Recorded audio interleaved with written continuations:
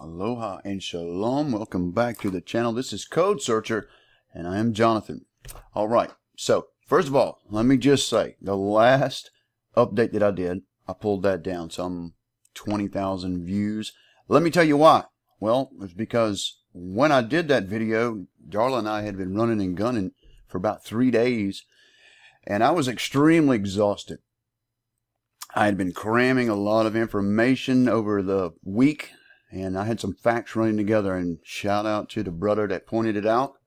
And so I pulled the plug on it and pulled that video down. It's not about the views. I don't want to jeopardize the credibility and the accuracy of this channel. So that's my statement. Now, I had facts running together. I was using meters instead of feet. And I think the other thing was I said something about 200 years, and I was actually thinking should have been saying 20 years. Anyway, here we are, 26th, and what's going on now? I want to share some of the images and some of the information that's out there now. Now, I have to be careful, guys, because there are some people who are really particular about their stuff and don't want you sharing their stuff unless they get paid for it.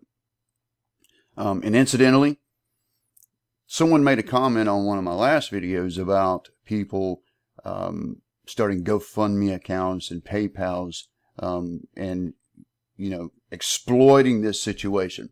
Let me just say something to the comment that was made on my channel about the PayPal link on my video.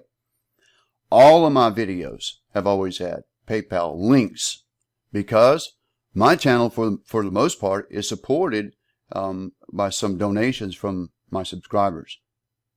As YouTubers, you may know, they change things around here, and you can't really make any living off of the ads, right? So that's why that link was there. But because someone misunderstood what that was, I pulled them off all the videos concerning Hawaii, because I don't want to be, you know, misrepresented in that being there. And anyone thinking that I'm trying to exploit this situation. By no means are we doing that. YouTube is a full-time job for me.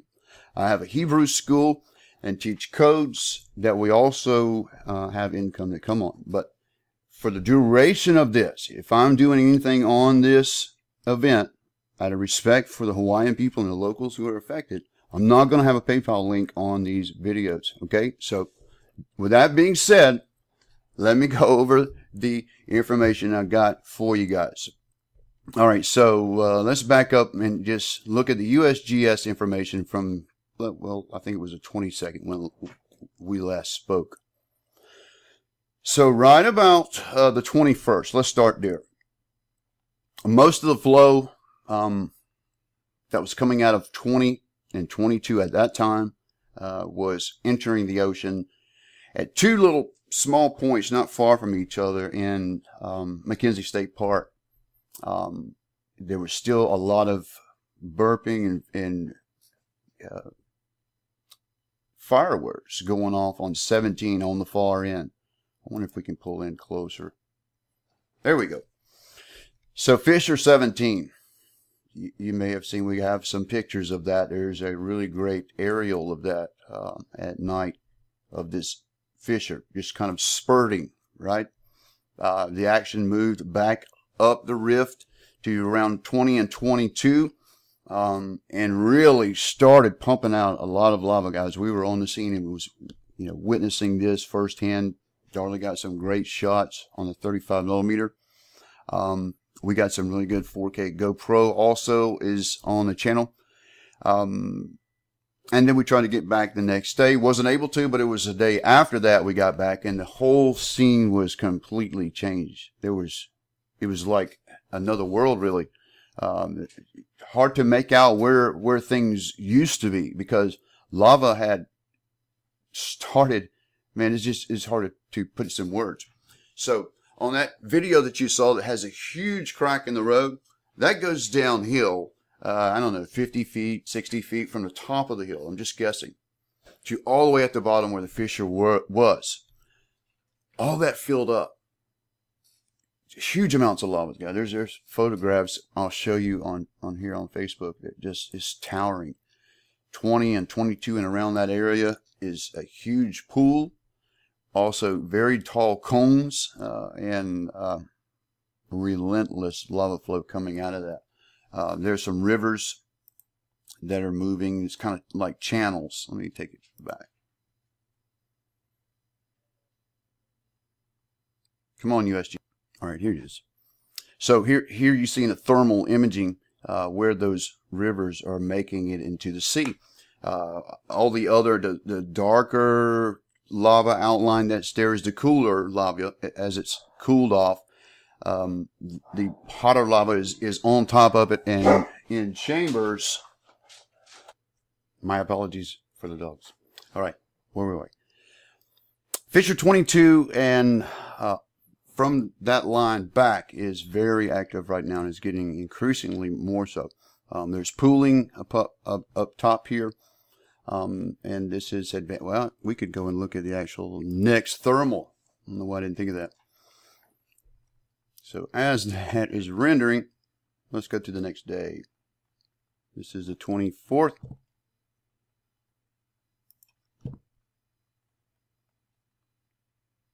Let's just look at the progressive here. Because at one point, these two actually merged. And you'll see that happen quite frequently where the lava path will change. I would imagine all of this in the center will probably fill in at some point. There's a huge amount of pooling up in this area of 22, 19, 6. And forgive me if I misnumerate these fissures, guys. It's very confusing in some cases because the numbers are not in sequential order. They jump all over the place because of the action was down rift, back up rift, down rift. So bear with me. We're at fissure 6, 19, and 22, which have pretty much merged into one big lava pool. And the same trend is going back up the rift, doing the same thing. We kind of hoped that this flow here would fill in. There's a large crater right there in that area. Let's see if we can see it on this here. It's actually 3. It's quite deep, and maybe if some of this volume went in there, it would spare the stuff down the slope there. All right, so shout out to Andrew Hara for his amazing work. Guys, if you want to go to this map, I'll put a link down below. It's a progressive map. There are multiple teams that are working to update this. They're all over the ground. Andrew is one of those. And you can find pictures posted all over. And if you go over to the left side, you have your map legend. And you can see the image galleries from Andrew Hara. Shout out to that. That's an amazing photographer and documenter on the ground, guys. He's phenomenal. You can remove those to simplify the map if you'd like. But those that want to see pictures of what is going on, Andrew's got a lot of content on that map of the area and all over. He's got an amazing access. We were able to access some areas, and we focused on Leilani and the geothermal plant for a few days to see what the progression would be. The amount of lava that's piling up at the top there. It's actually pooling and is, inching slowly toward PGV. Now, as this gets taller, and all of this same thing is happening. All of this is getting taller, and it's breaking on both sides. As you can see, this is flowing on one side and the other, which has increased. This is all new from what we saw the other day, guys. The video you saw from me on Kapili and the next street over, and then we were on Luana last night. Completely changed. Actually, in the video that you're going to see later when I get it put up, this is a river right here. A pool on top of this. Slow moving in front of it. It's kind of being pushed. And you'll see in some of the video we're going to see on the Facebook post there. It's being pushed very slowly. Very sad because some people could be cut off that are still in the area. Dangerous place to be, by the way. There's a lot of gas in the yellow areas of venting, and gas is pretty bad. We were down on the Nohia end, documenting down there, and we were getting readings anywhere from 10 parts per million to 60 parts per million. We were very well prepared. Please don't, message me with your concern of how reckless we have been on this coverage, guys. We are very well prepared. I was United States Marines and am qualified in using a gas mask. The EPA guy was out the other day and he looked at my gas mask and he kind of shook his head, and I was like, "Why you shake your head?" He's like, "I don't know if this is adequate. You really need a lot of training for this, to learn how to don a mask and get a good seal and all of this." And he's standing there talking to a Marine, and I was like, "Yes, sir. Yes, sir. Yeah." And so, but very good gear, guys. There's no reason he should have been concerned about that mask. It can handle the SO2 there. That's an NBC mask, by the way. So Nohia, a lot of gas, as you'll see in the footage, 10 to 60 parts per million. It looks like the trend now, for those that have been asking me for the area down south. I've told you before, it didn't look like you guys were going to have any danger. That may change. And let me just stress this. This is not an absolute. This is a possibility. And it's something to pay attention to. There are more cracks that are opening toward the mountain, going back up. All of this area right here is pretty much dead, guys, from all the gas that's just inundating that area. We were down that way with third phase of moon, and it was completely silent. When you would normally hear coqui frogs and birds and things like that, nothing. So it's very unfortunate. It's very dangerous to be down in that area. This whole area down in, below where the gases are going should be evacuated. The Seaview area, Kalapana, Gehenna, should also be completely evacuated, because that gas is going to be focused on that area. Actually, the trade winds are trained, so it's going to be light and variable winds. But anyway, the trend will probably be that they come back down that way. And also, we could probably see some more vents open further up. The fissures up from 21 and those that are really active started going off last night, and was doing the same thing that happened to 21 and 23 area. When 18 and 17 was the dominant fissures going off on the far end in Kapoho. So what happened was that pretty much stopped being the focal point, and it looked like everything was coming up the rift there. And indeed, the evidence is there. We saw it there last night around Nohia. The same trend we saw there on Kuhukai. That what started off as a small fissure with spurting turned into a huge mountain, some 48 hours later, with several feet, I'm guessing 20, 30 feet of lava and pooling on top. Most of it is dumping it off toward the sea, but there is a chance, guys. We saw it. There are places where it's spilling over the back and kind of flowing.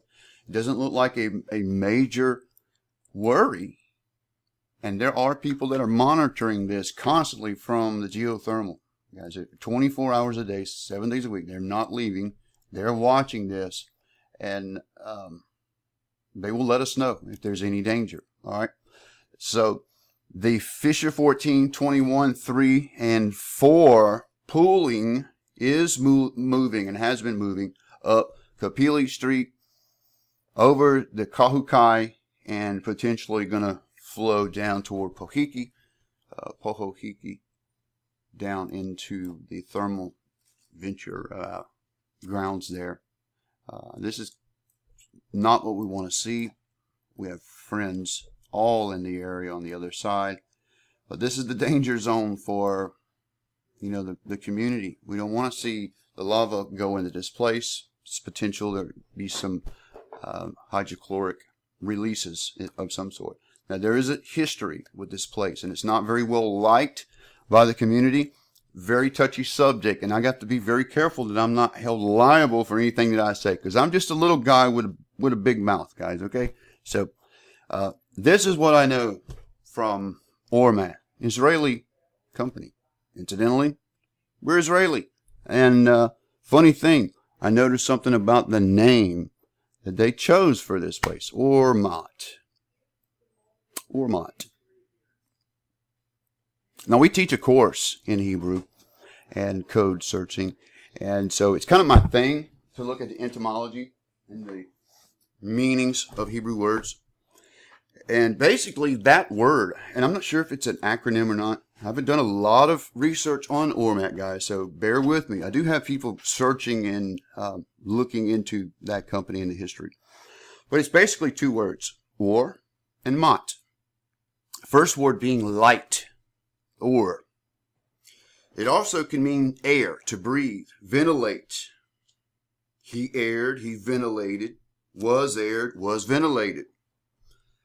Can mean light, brightness, daylight, ugar, also or, and the second element, derivatives of light, formed on the analogy of Aram, and that's all it's got for or. And then mat, which is death. Did you know that? Mat is death, or dead. Dead person, corpse. Mat. Dead light. Why would they call a power plant dead light? Or death light? Anybody? It's kind of peculiar, right? Now again, maybe it's an acronym, but that word, if you broke it down in Hebrew, is dead light. Now another spelling of that word using an ayin would literally be on a high hill, haughty, arrogance. What was the other? Just a few off the top of my head. But again, you could see that with Puna geothermal because they're on a high hill, and haughtiness and maybe some arrogance. Yes, maybe. I had an interaction with some Israeli pilots. Didn't have any words for me, only to each other in Hebrew. I didn't at the time know where I was. I come in the back way, trying to get a vantage point, and ended up in Geothermal's compound there, and actually tried to get in a conversation with two of the pilots there, which were Israeli pilots. Didn't have anything to say to me. So, haughty, arrogance, high place. All right, so the concern for those that are in Seaview that are asking me, were they in any danger?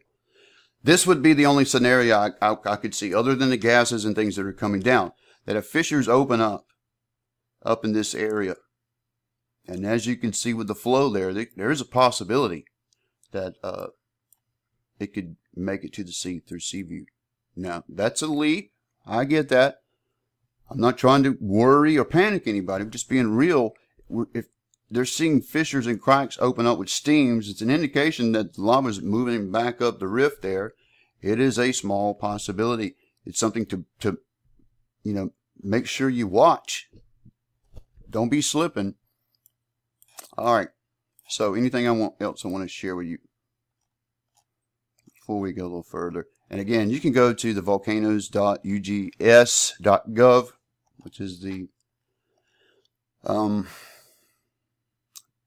professionals monitoring this, guys. USGS.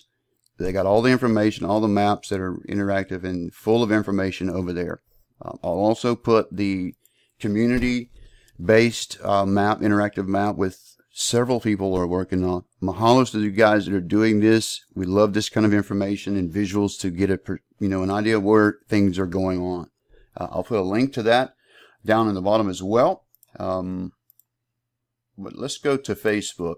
By the way, some things on Facebook I cannot share because people get upset. But I got permission from Isaac to share some of his stuff. And then, of course, we have the USGS. Again, this video is from the USGS, guys. If you want to see all this stuff, go to my page, friend request me, and you can see it there. I can't put it on YouTube for everybody, all the stuff that's there. But you can see some great footage of, I think this is Kapili Street. Yeah. In Leilani, of the lava coming down it.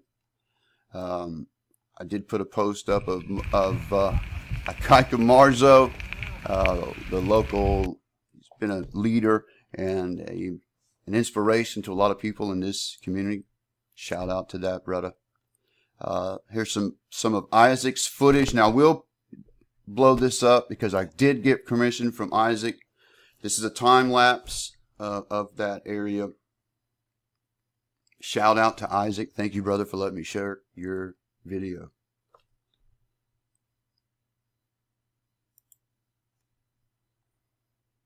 And then I think there's a couple more. Here's one from Andrew Hara from above, showing the river making it down to the sea at McKenzie. More Andrew Hara. Again, guys, if you want to see some of this stuff, go to Andrew's page. He's got tons and tons of very beautiful photographs of these fissures going off, like this one here. May 21st. Excuse me, 24th. See, trying to do a video when you're tired. Things just come out. Here is from Brother Victor's house, and this is from Tess Cabrera. And as you can see, what was down below a hill is almost level to where that house is sitting on the hill. So there was a hill you had to come up from one side, top of the hill, and then go down on the other side. And that house is sitting on that hill with lava in front, and now cutting this brother off from his house there in Leilani. Spectacular photos. Here's some more from Isaac. Time lapse. This is an area we were down last night. All of that is cooled off, but it is fast moving. Incidentally, if one of those, same street, this is the street I'm talking about right here. This is from Andrew. I don't want to show his video. I didn't get permission to show his video, but I don't want to get dinged. I can't afford another one, guys. Really. All right, so I'll put the links down to all the information down below, and we'll try to get things updated for you. I do have more content that is coming in, more aerial shots, more on-the-ground shots from the truckers that are all around. Shout out to everybody who is working hard, Isaac, and all of you guys that are amazing in getting the footage and the content that you're getting. Be careful and be safe.